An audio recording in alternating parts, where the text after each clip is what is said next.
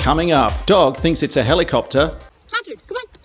Woo! Bored Swissair pilot outlines the border of his country.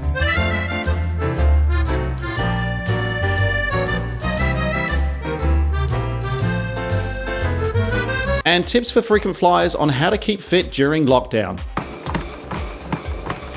You're watching Fly News with Stephen Drury. Before we start, a big thank you to fellow aviation nut and voice legend Craig Willis for recording that intro. Craig, thank you for providing what will ultimately be the most professional part of this entire show. Yes, welcome to Fly News, sharing only the positive and happy stories in the worlds of aviation and travel. Let's get our news on. As the will they, won't they 747 merry-go-round continues to spin, 4 more British Airways 747s were flown into Cotswolds Airport in the UK for their very last flight. Now, I realise this show is supposed to be focusing on just the positive sides of aviation, but whilst more 747s are retiring, it is a chance to show off some epic footage of what will always be the best plane that ever flew coming into land for one final time.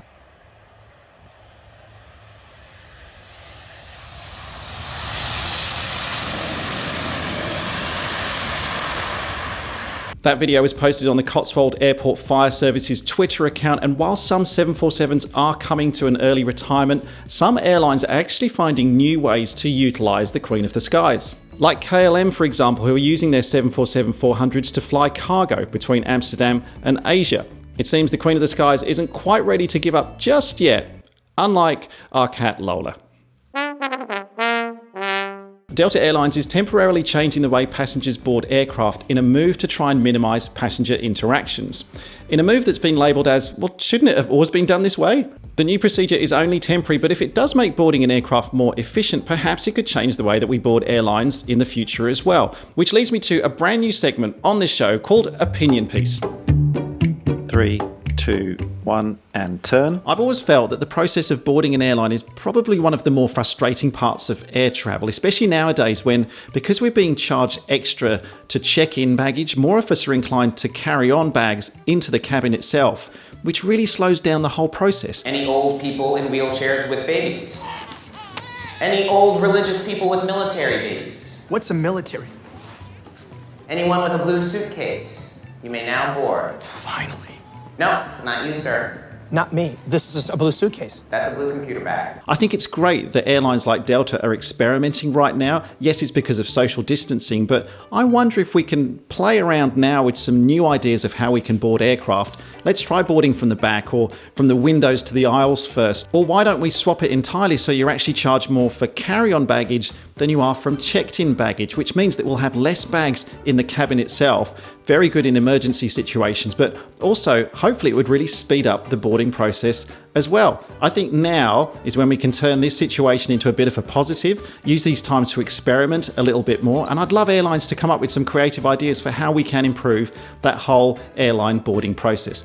But what do you think? What's your number one solution for how we can solve the problem of airline boarding and make it a lot more efficient and less frustrating for everyone? Let me know your thoughts in the comments below. Hashtag boarding banter. Are you feeling starved of airshow excitement now that events like Sun and Fun have been cancelled? Well, this creative family created their own stay-at-home airshow.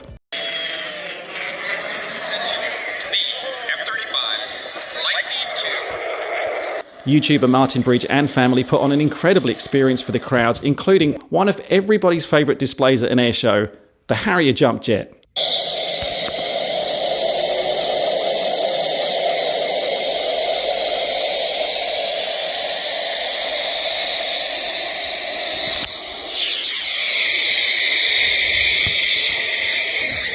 Several other aircraft entertained the crowds, but no air show in the UK would be complete without a grand finale, of course, from the incredible Red Arrows.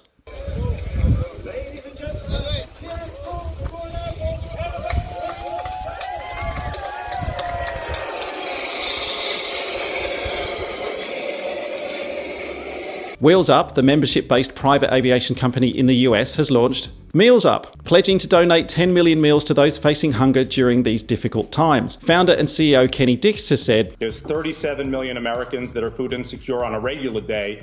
We're going to see that go by a factor of 2.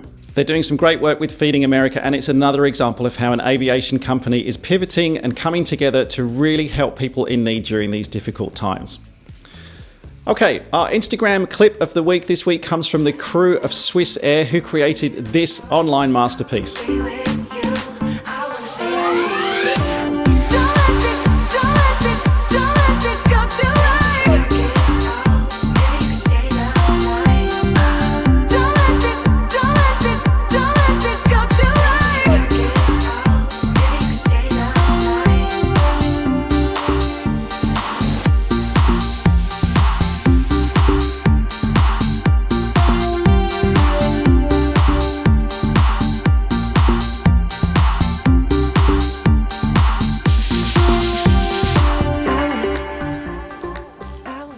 And finally, in the But That's Got Nothing to Do with Aviation segment of this news show, have you checked out the 3D Botmaster channel, and in particular, Hot Wheels Diecast Racing?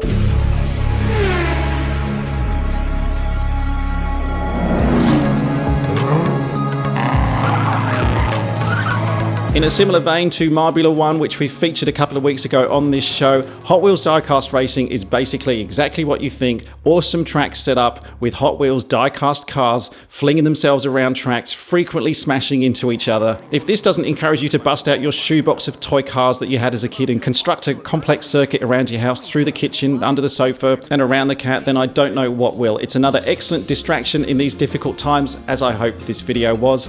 And that's it for all of our news this week. Thank you very much for watching. I hope you enjoyed this video. Give us a like if you did. Otherwise, look after each other, and I'll see you next week. Bye.